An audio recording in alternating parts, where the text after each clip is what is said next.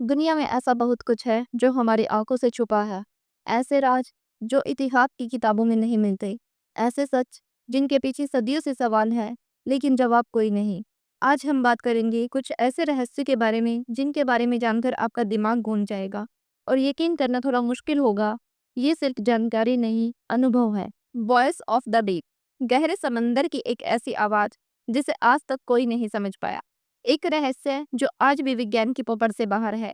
ये आवाज ना इंसान की थी, ना किसी मशीन की, तो फिर थी किसकी? अमेरिकी agency NOAA, national oceanic and atmospheric administration, अपने हाइड्रोफोन सिस्टम से अंटार्कटिका के पास समुद्र की गहराइयों में कुछ आवाजें रिपोर्ट कर रही थी। तभी उन्होंने माइक्रोफोन में एक ऐसी आवाज सुनी जो पहले कभी नहीं सुनी थी और इसे नाम दिया गया द ब्लू।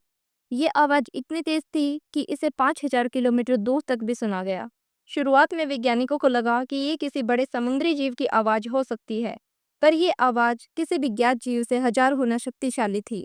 और अगर ये सचमुच कोई जीव था तो कितना बड़ा था जिसकी आवाज इतनी शक्तिशाली थी। बाद में कुछ वैज्ञानिकों ने कहा कि ये आवाज शायद बर्फ के टुकड़ों के टकराने से आई होगी। 2 साल बाद 1999 में एक और आवाज रिकॉर्ड हुई जिसे नाम दिया गया जूलिया। ये आवाज करीब 15 मिनट तक गूंजी और इसका सोर्स अंटार्कटिका के पास था। इतनी लंबी और गूंजती हुई आवाज किसी अज्ञात जल जंतु की हो सकती है या फिर किसी अज्ञात टेक्नोलॉजी की। कुछ थ्योरी कहती है कि ये कोई अंडर वाटर एलियन सिग्नल हो सकता है। 1990 के दशक में NOAA ने और भी आवाजें रिकॉर्ड की जिनके नाम थे स्लो डाउन, अपस्वीप और ट्रेल। हर आवाज अलग थी लेकिन तब में एक बात कॉमन थी कि इनका कोई भी ठोस सोर्स नहीं मिला और ना ही इन्हें रिकॉर्ड किया जा सका। क्या समुद्र की गहराइयों में ऐसे जीव सच में हैं जो हमारी कल्पना से बड़े हैं, या फिर ये आवाजें किसी दूसरी दुनिया से आई है? इन सवालों के जवाब आज भी अंधेरे में है। वॉयनिक मैन्युस्क्रिप्ट, 1912 में डीलर विल्फ्रेड वॉयनिक ने इटली के एक पुराने मठ से एक अजीब सी किताब खरीदी। उसने कभी सोचा नहीं था कि ये किताब उसकी जिंदगी की सबसे बड़ी पहेली बन जाएगी। इसी किताब को आज वॉयनिक मैन्युस्क्रिप्ट के नाम से जाना जाता है। इस किताब की सबसे रहस्यमयी बात इसकी भाषा है जो ना लैटिन है, ना संस्कृत और ना ही किसी ज्ञात भाषा से मिलती है। पन्नों पर अजीबोगरीब अक्षर है जिनका आज तक कोई अर्थ समझ नहीं आया। और सिर्फ अक्षर नहीं, इस किताब में दर्जनों चित्र भी हैं, अज्ञात पौधों के, रहस्यमयी रेखा चित्रों के और नग्न महिलाओं के जो अजीब संरचनाओं में तैरती या नहाती दिखाई देती हैं। इस किताब के आखिरी पन्ने पर शैतान की फोटो है। सालों से लैंग्वेज एक्सपर्ट्स, क्रिप्टोग्राफर और यहाँ तक कि CIA और NSA के पोड एक्सपर्ट भी इस किताब की भाषा को समझने की कोशिश कर रहे हैं, लेकिन किसी को कुछ समझ नहीं आया। आज ये रहस्यमयी किताब अमेरिका की येल यूनिवर्सिटी की रेयर बुक लाइब्रेरी में सुरक्षित रखी हुई है। कोई भी इस किताब का डिजिटल वर्जन देख सकता है, लेकिन इसे पढ़ना अब भी नामुमकिन है। वाव सिग्नल, क्या हमें ब्रह्मांड से कोई संकेत मिला था? क्या किसी और दुनिया की सभ्यता ने हमसे संपर्क करने की कोशिश की थी? 15 अगस्त 1977 की रात ओहायो, अमेरिका के एक radio telescope the big air को कुछ बेहद असामान्य सिग्नल मिला था जो इतना तेज और इतना अलग था कि वैज्ञानिक भी हैरान रह गए। इस सिग्नल के साइड में एस्ट्रोनॉमर जेरी आर रहमान ने बस एक शब्द लिखा देखा, वाव। और तब से इसे वाव सिग्नल कहा जाने लगा। यह सिग्नल 72 सेकंड तक चला। यह किसी भी ज्ञात सोर्स जैसे उपग्रह, विमान या रेडियो से नहीं आया था और सिग्नल की फ्रीक्वेंसी 1420 मेगाहर्ट्ज थी, जो किसी भी हाइड्रोजन लाइन की फ्रीक्वेंसी है। हाइड्रोजन ब्रह्मांड में सबसे सामान्य तत्व है और वैज्ञानिकों का मानना है कि अगर कोई भी एलियन सभ्यता सिग्नल भेजेगी तो इसी फ्रीक्वेंसी पर भेजेगी। वैज्ञानिकों का कहना है कि यह सिग्नल सेजिटेरियस साइन की डायरेक्शन से आया था। सेजिटेरियस में गैलेक्सी का घना हिस्सा आता है। वहाँ ढेरों तारे, ग्रह और नेबुला मौजूद है।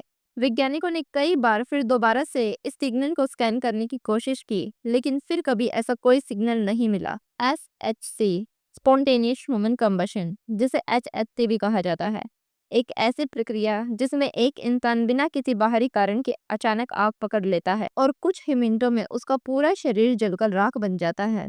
और सबसे चौंकाने वाली बात यह है कि आसपास की चीजें अक्सर सलामत रहती है, लाइक बेड, दीवारें या कपड़े का हिस्सा, लेकिन पूरा शरीर पूरी तरह से जल चुका होता है।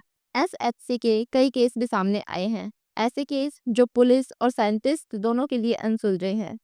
Case number 1, Mary Reeser, 1951, Florida, USA। Mary Reeser को उनके घर में सिर्फ एक कुर्सी पर बैठे हुए जली हुई हालत में पाया गया।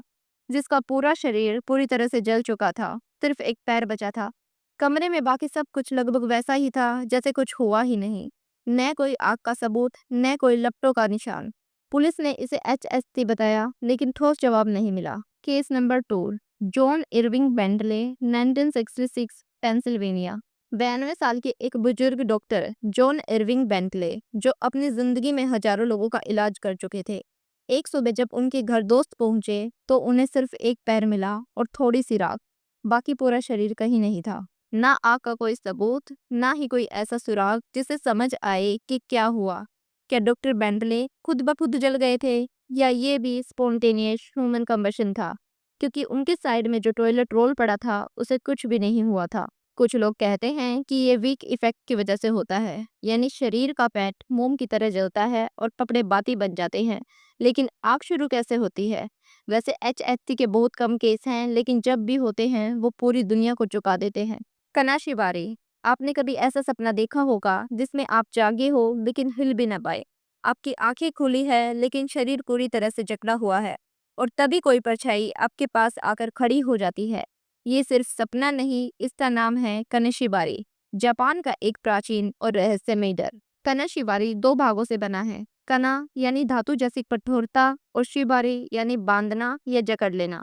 जापानी लोक कथाओं के अनुसार कनाशिबारी एक ऐसी अवस्था है जिसमें व्यक्ति का शरीर नींद में जागते समय अचानक जकड़ जाता है। वो कुछ भी बोल नहीं सकता, हिल नहीं सकता, लेकिन वो अपनी आंखों से देख सकता है कि उसके कमरे में कोई परछाई मौजूद है।